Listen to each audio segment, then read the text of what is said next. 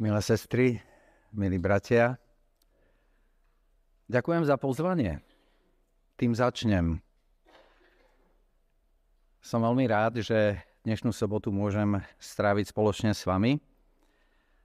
A to pozvanie na dnešnú sobotu sa nerodilo ľahko, pretože v čase, keď som bol oslovený, tak už som mal na dnešnú sobotu pripravený iný program, ale dostal som ešte nejaký čas na rozmyslenie a nakoniec po určitých telefonátoch tu stojím medzi vami, pretože bolo možné si to vlastne vymeniť. A brat Míša Starý, ktorý mi telefonoval a ktorý ma pozval, tak vlastne ma chcel tak pozitívne namotivovať na dnešnú sobotu. A v tej pozitívnej motivácii povedal vetu: Miky, nezabudni, že aj ty už patríš medzi nás. A ja som si nie celkom istý, že ma tou vetou povzbudil alebo motivoval, že mi tým veľmi pomohol. A ja otvorene priznávam, že patrím medzi tých, dajme tomu, predstaviteľov cirkvi, ktorí majú trošku problém s tou číslovkou v názve Generácia 50+. A ja už som o tom aj s Míšom hovoril, pretože som navrhoval, že či by sa tá hranica nemohla posunúť trošku, treba z 60+, alebo možno ešte vyššie. Takže tá moja reakcia, že do tejto akoby skupiny ešte nepatrím, je celkom prirodzená, ale mám taký pocit, že na členstvo akoby v tomto klube mám ešte trošku času. Ale stalo sa tesne pred tým termínom, keď som sa mal definitívne rozhodnúť, tak bol som zhodou okolností na Sázave, tam sme mali nejakú akciu v areáli a verte, neverte, práve v čase, keď som bol vonku a prechádzal som sa tam a premýšľal som možno aj nad tým, ak už by som kázal, tak na akú tému a tak ďalej, tak v Mestskom rozhlase, a ono je ho počuť až na ten teologický seminár, tak v Mestskom rozhlase na Sázave zaznelo hlásenie, že pozývame všetkých seniorov 50+ na spoločný výlet, ktorý sa uskutoční v nedeľu vtedy a tak ďalej. No a ja som to bral skoro ako Boží hlas, ako odpoveď. A v tej chvíli som sa teda definitívne rozhodol, že keď to tak vidia aj na Sázave a povedali to v tom rozhlase mestskom, tak už nikdy nebudem spochybňovať tú 50-ku v generácii 50+. Proste tam patrím, nič sa s tým nedá robiť a hotovo. Ale mám ešte jeden dôvod a ten je možno pre mňa akoby tiež nemenej zaujímavý na ponechanie tej vekovej hranice pre seniorov na 50+. A ten je biblický. Už dávno ma zaujala jedna veta v liste apoštola Pavla. My sme čítali vlastne ten základný text z jeho listu, kde apoštol Pavol vlastne v 1. kapitole v 23. verši hovorí, ono je to taká zvláštna veta, hovorí: túžim už umrieť. Túžim už umrieť. A ja som si nikdy predtým nedal takú námahu, aby som nejak tak skúmal, že koľko rokov mal asi apoštol Pavol, keď napísal túto vetu. Respektíve, keď bol vo väzení, vo Filipis, a tam, pretože viete, že on ten list píše z väzenia, tak túto vetu napísal. Vždy som si tak predstavoval, že mohol byť taký 70-tník, 80-ročný starší pán, pretože predsa len ako povedať takú vetu, že túžim už umrieť, tak väčšinou vysloví človek, ako ktorý je už ako nasýtený tým životom, je tak na sklonku života. Ale potom som sa v jednom komentári dočítal, že apoštol Pavol mal vtedy približne 50 rokov. 50 rokov. Pretože, a ten komentár pokračoval ďalej, v jeho dobe sa 50 už považovala za starobu. Takže také ako rozdvojené pocity vo mne, áno? Je už 50 staroba?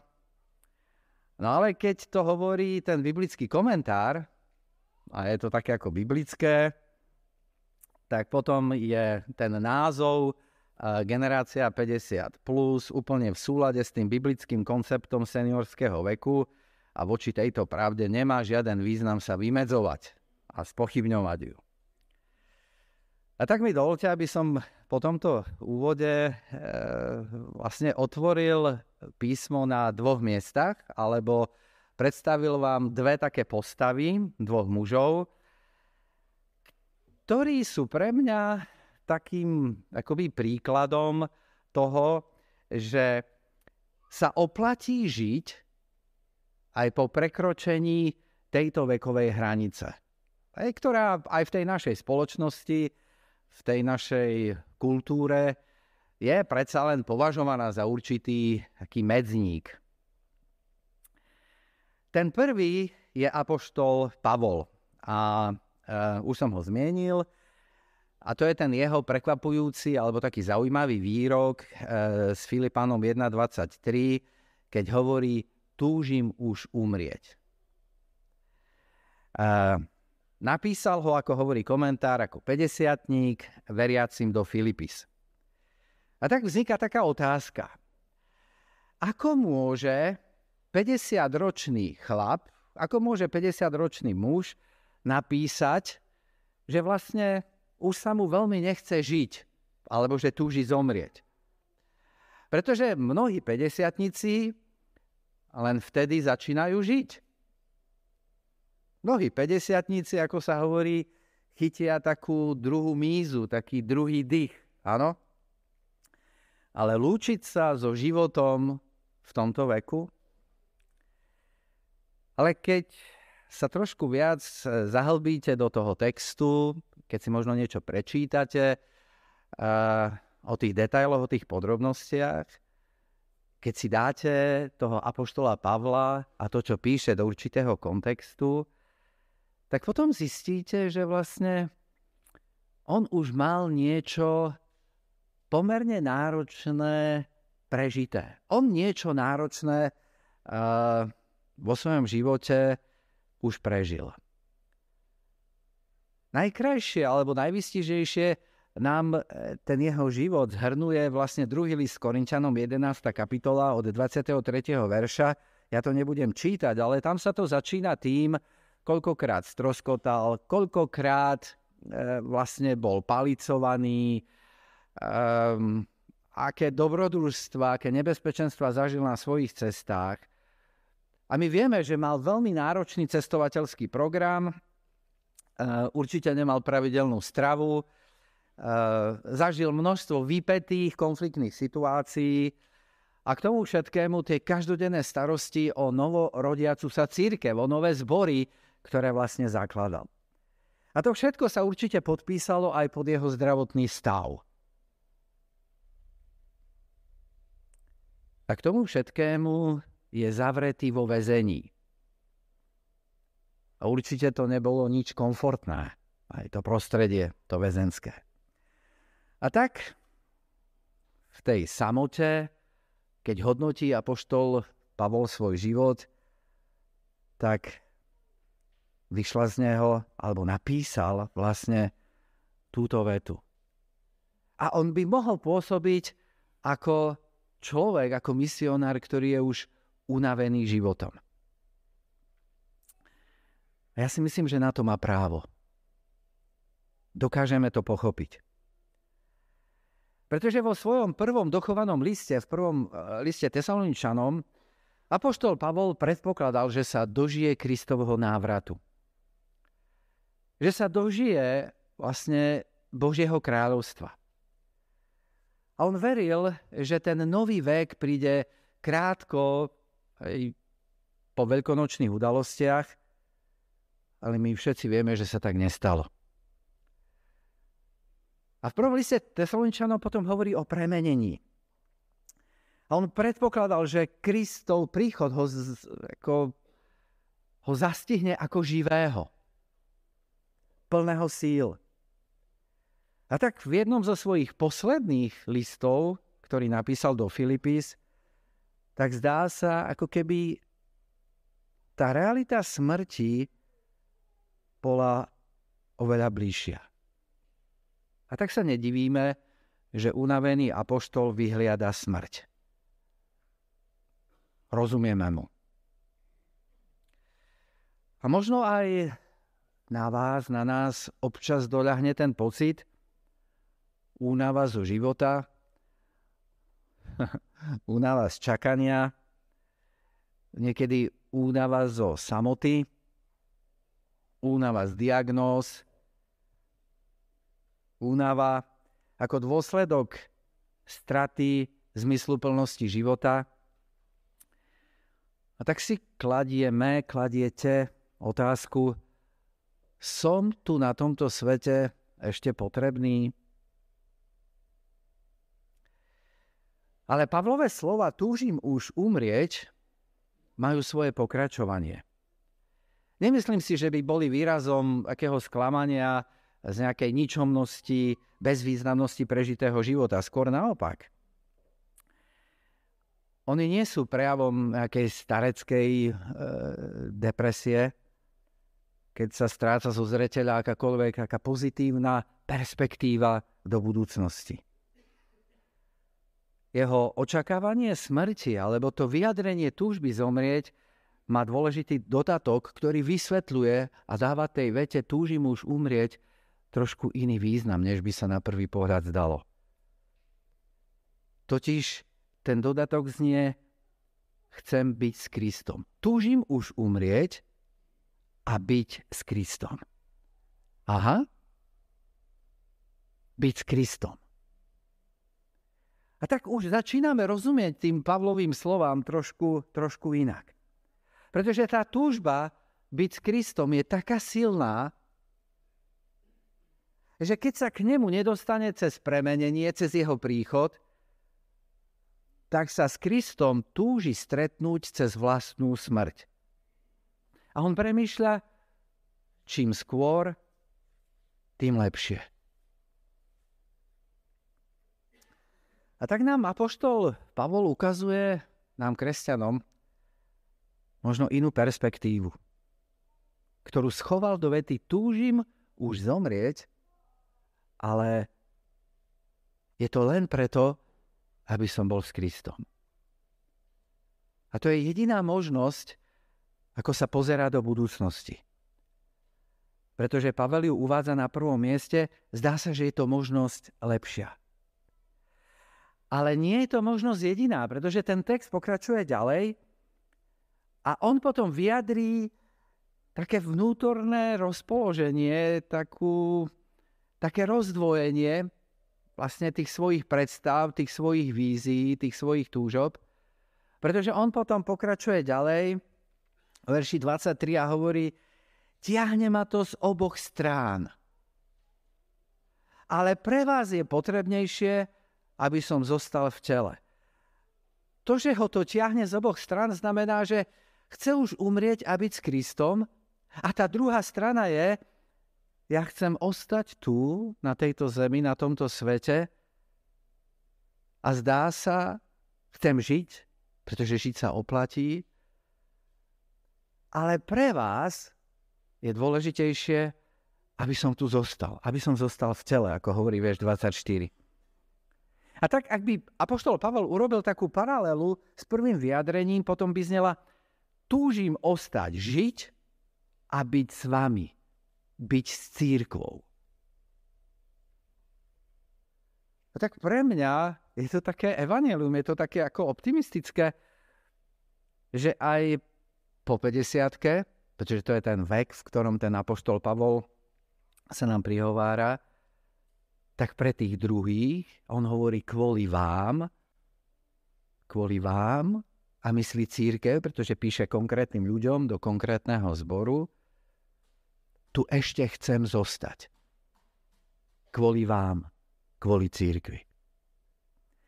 A asi nie je náhoda, že hneď v 2. kapitole toho istého listu je ten nádherný hymnus o Ježišovi Kristovi, ktorý opisuje, ako Kristus opustil slávu neba, to výsadné postavenie, ktoré mal pri svojom otcovi, preto, aby bol s ľuďmi. Vzdal sa hodnosti, hovorí biblický text, vzal na seba podobu služobníka, podobným sa stal ľuďom, ponížil sa a bol poslušný do smrti, a to do smrti na kríži. Nádherný hymnus o tom, čo si vybral vlastne Ježiš. A okolo nás žije veľa ľudí, ktorí si možno povedia to isté. Ako začal apoštol Pavol do Filipís vo svojom liste. Túžim už zomrieť. Už, aby to bolo. A často to môžu byť starší, možno nemocní ľudia, možno ich poznáte, možno sú to vaši rovesníci, možno sú to vaši blízki z rodiny, vaši spolužiaci, vaši známi. A nie len oni. Možno medzi nich patríte aj vy. Ale takéto myšlienky častokrát prenasledujú možno aj mladšiu generáciu. Tých, ktorí stratili zmysel života, ostali sami, odstrčení, odmietnutí. A samota je choroba dnešnej modernej doby. Ale nám je tu ponúknutý recept. Možno niekto povie, vidíš to veľmi zjednodušené, je to príliš zjednodušené, ale kto žije s Kristom, by nikdy nemal byť sám. Možno aj preto, že je tu cirkev, že je tu zbor, že je tu Božia rodina, v ktorej by sa ten človek nikdy nemal cítiť sám. A jedným z dôležitých poslaní cirkvi je aj to, aby sa ľudia, ktorí sa s nami stretávajú, alebo ktorí chodia do spoločenstva, aby sa nikdy necítili sami. A aj preto možno pre mňa aj počas tých mnohých rokov kazateľskej služby bola jednou z takých najhorších možno vied, ktoré som počul, keď mi niekto zo zboru povedal, ja sa aj v tom zbore cítim sám. Nikdy by to tak nemalo byť. Ja by som si prial, aby všetci, aj tí mladí, ale dnes je tu väčšinou tá generácia 50+, aby si povedali, žiť sa oplatí, pretože tu mám duchovnú rodinu. Pretože mám cirkev. Mám konkrétnych ľudí, mám bratov a sestry, ktorí si ma všímajú, ktorí na mňa nezabúdajú. Je jasné, že kríza patrí do nášho života a vyzerá, že ju prežil aj apoštol Pavol v určitom období, v strednom a staršom veku, ako by tých kríz pribúdalo. Kríza manželstva, deti opúšťajú rodinné hniezdo, profesná kríza, blíži sa dôchodok alebo odchádzame do dôchodku, krízy zdravotné, ako sa vyrovnať s pribúdajúcimi chorobami. A aj apoštol Pavol, zdá sa, ako som povedal, sa do krízy dostal. Od tej manželskej bol pravdepodobne oslobodený, ale bola to kríza profesná, zdravotná, kríza viery, únava z toho všetkého, čo zažil vo svojom živote. Neviem. V každom prípade sa Pavol po 50-ke zamýšľa, keď sa pozerá späť, zamýšľa nad zmyslom svojho života. Premýšľa o budúcnosti, nad tým, kde je jeho miesto v službe pre Pána. A ten výsledok toho jeho premýšľania je pre mňa veľmi povzbudzujúci. Pretože hovorí, ja chcem ostať medzi vami. Ja chcem naďalej slúžiť. Pre vás je potrebné, aby som ostal. A je to zaujímavé, pretože po 50-ke, keď už naozaj je pravda to, čo som čítal, že v tom čase vlastne 50-ka už bola považovaná za starobu, tak by mohol povedať, viete, ja už som v cirkvi, čo si odslúžil. Ale on aj na takom mieste beznádeje, ako je väzenie, premýšľa veľmi optimisticky nad svojou budúcnosťou a vychádza mu, že chce naďalej slúžiť. Aj keď tá perspektíva smrti je mu možno trošku bližšia, reálnejšia, premýšľa, ako byť užitočný cirkvi, ako byť užitočný konkrétnym ľuďom. Ak mám žiť v tele, napísal, znamená to pre mňa plodnú prácu. Úžasná veta. Keď ma prepustia z väzenia, a ja neviem, či ma prepustia, chcem byť aj naďalej užitočný. Berie si toho na seba veľa, ale prináša mu to radosť. Dokonca nabáda čitateľov listu, aby ho napodobňovali. Berte si zo mňa príklad. Príklad v službe. Spoločne ma napodobňujte, ako to hovorí verš 17. Žiť sa oplatí, hovorí Pavol. Pretože Kristus dáva môjmu životu, aj keď som už dosiahol ten vek seniorský, povedzme to tak, dáva môjmu životu nový význam. Aj po 50-ke chcem byť užitočný. On ponúka túto víziu, tento návod na život aj pre nás, seniorov. A tá Pavlová perspektíva, keď sa rozhodne vlastne do posledných chvíľ pracovať na svojom životnom projekte, nech je pre nás všetkých povzbudením a príkladom. Pretože viera to nie je únik do nejakého iluzórneho sveta, ako to kresťanom občas niektorí kritici náboženstva vyčítajú, ale naopak prejavuje sa zodpovednosťou za naše prostredie, za svet, ktorý nás obklopuje, ale predovšetkým za konkrétnych ľudí, s ktorými sa stretávame. Túžim ostať žiť a byť s vami, byť s cirkvou. A v tom je apoštol Pavol, a ja to už opakujem po niekoľkýkrát, aj pre mňa, a verím, že aj pre vás príkladom. Príkladom toho Ježišovho života poníženého a pokorného služobníka, ktorý, ako hovorí biblický text, podobným sa stal nám ľuďom a zjavil sa ako človek. Toľko k Pavlovi. A teraz mi dovolte urobiť sondu do života, takú krátku sondu do života predsa len trošku staršieho muža, ako bol apoštol Pavol. A ten muž je Jozue. A ak sme 50-tníka Pavla považovali vlastne už za takého staršieho alebo za seniora, tak neviem, ako by to bolo s Jozuem. Pretože my na začiatku knihy Jozue čítame, že on sa vlastne stal nástupcom Mojžiša a záver Jozuvej knihy hovorí, že Jozua zomrel, keď mal 110 rokov. My ale nevieme, kedy dostal tú svoju hlavnú úlohu. Aj tie odhady hovoria, myslím, keď sa stal nástupcom Mojžiša.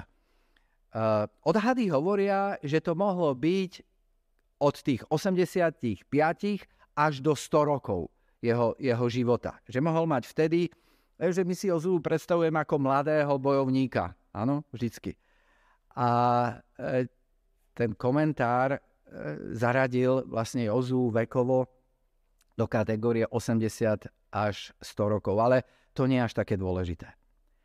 A biblický text hovorí, že na sklonku svojho života, a odhadnime, že teda, ak je pravda, že mohol mať medzi 85 až 100 rokov, tak už je to takoby pokročilý vek. A on v tom veku dostal od Hospodina dôležitú úlohu. Tu prvú splnil, pretože Kanán bol z veľkej časti obsadený, ale bolo ho treba ešte rozdeliť.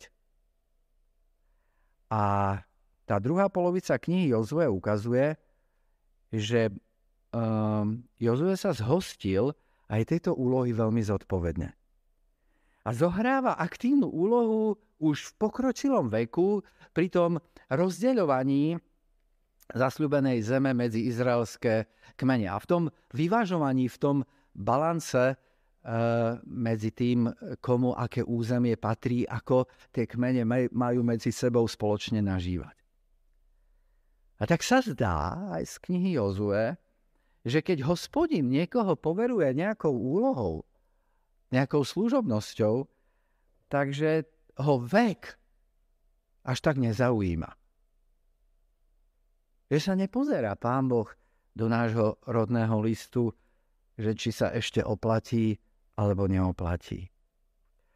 Dáva Jozuvej poslanie, ktoré ho zamestná možno niekoľko mesiacov, možno niekoľko rokov, a zdá sa, že aj v tom staršom, pokročilejšom veku by mal človek žiť v očakávaní, že môžem byť ešte pre Pána Boha užitočný. Žiť sa oplatí. Boh so mnou počíta. Stále môžem byť pre Neho užitočný.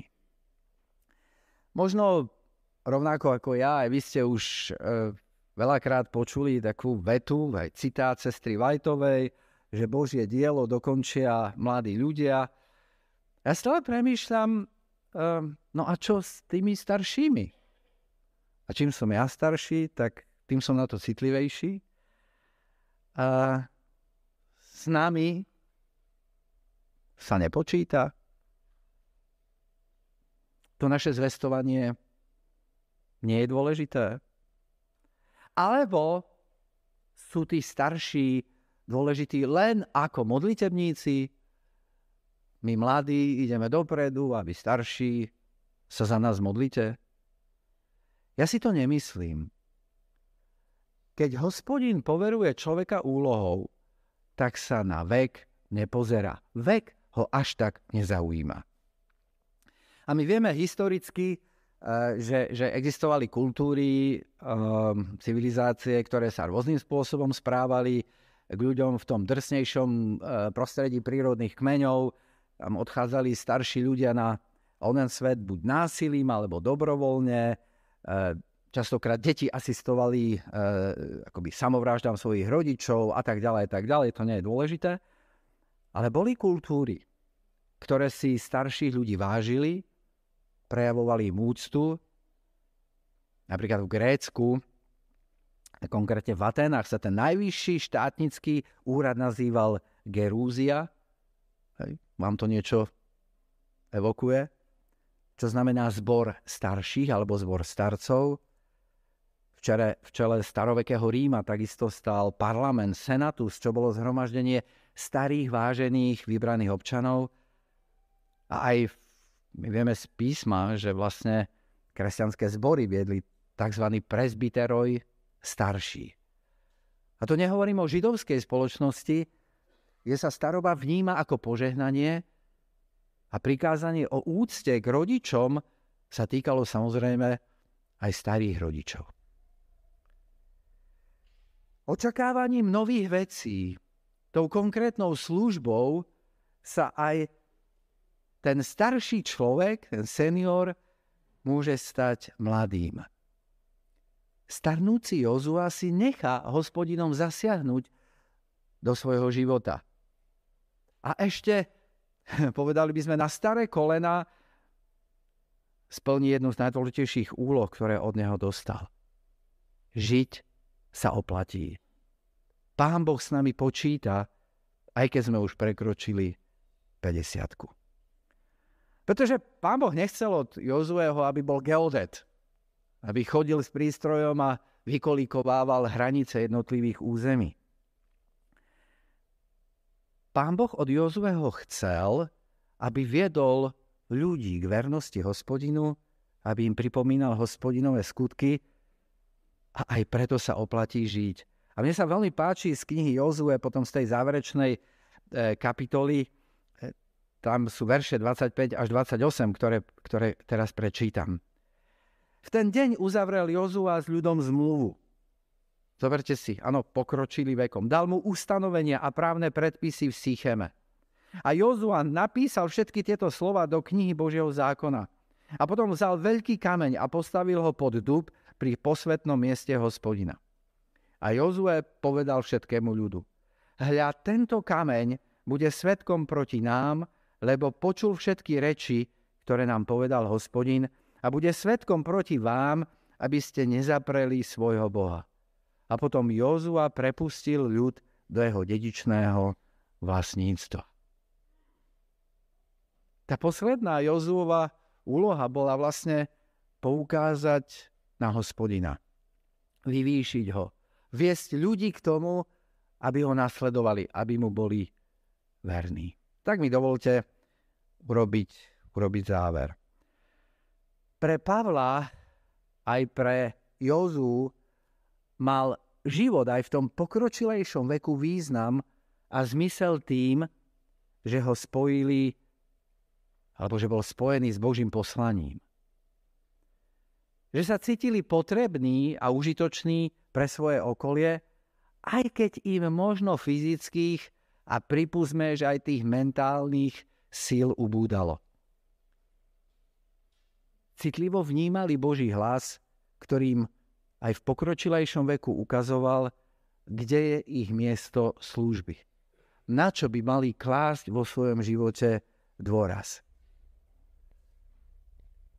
Ja si myslím, že rovnako ako oni ste, alebo sme, pre Pána Boha a pre cirkev dôležití. Ste dôležití pre Pána Boha a pre cirkev aj vy. Pretože vás môže použiť, nás môže použiť pre množstvo užitočných vecí. On sa nepozerá na vek. Sme radi, že nás máme. Amen.